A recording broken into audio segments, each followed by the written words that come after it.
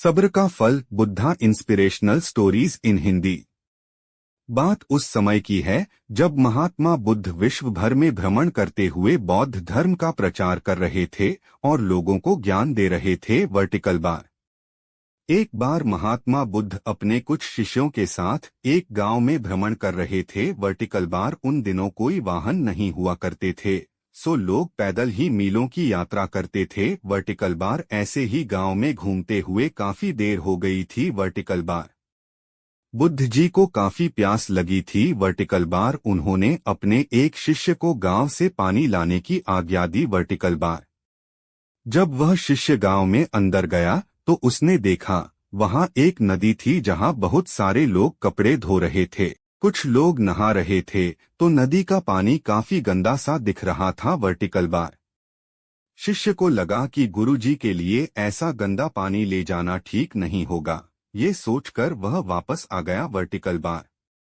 महात्मा बुद्ध को बहुत प्यास लगी थी, इसीलिए उन्होंने फिर से दूसरे शिष्य को पानी लाने भेजा। Vertical bar. कुछ देर बाद वह शिष्य लौटा और पानी ले आया। Vertical bar.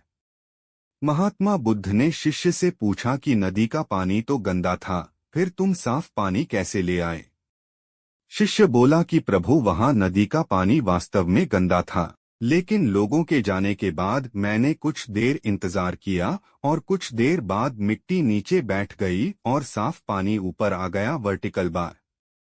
बुद्ध यह सुनकर बड़े प्रसन्न हुए और बाकी शिष्यों को भी सीख दी कि हमारा ये जो जीवन है यह पानी की तरह है। Vertical bar. जब तक हमारे कर्म अच्छे हैं तब तक सब कुछ शुद्ध है, लेकिन जीवन में कई बार दुख और समस्या भी आते हैं जिससे जीवन रूपी पानी गंदा लगने लगता है। Vertical bar.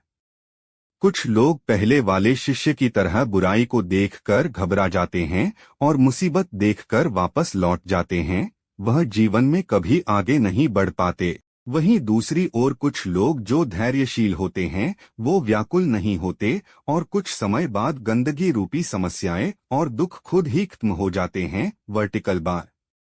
तो मित्रों, इस कहानी की सीख यही है कि समस्या और बुराई केवल कुछ समय के लिए जीवन रूपी पानी को गंदा कर सकती है। Vertical bar. लेकिन अगर आप धैर्य से काम लेंगे तो बुराई खुद ही कुछ समय बाद आपका साथ छोड़ देगी। Vertical bar. आप लोगों को ये कहानी कैसी लगी, नीचे कमेंट के जरिए हमें जरूर बताएं। धन्यवाद। महात्मा बुद्ध के जीवन से जुड़े अन्य कथन।